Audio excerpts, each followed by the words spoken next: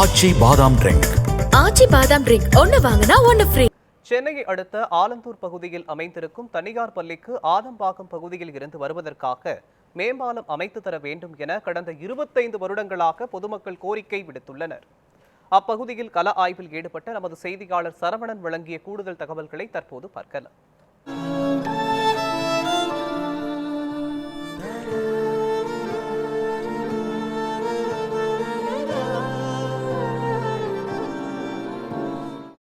என் பையனை இந்த ஸ்கூல் தான் சேர்த்துருக்கேன்.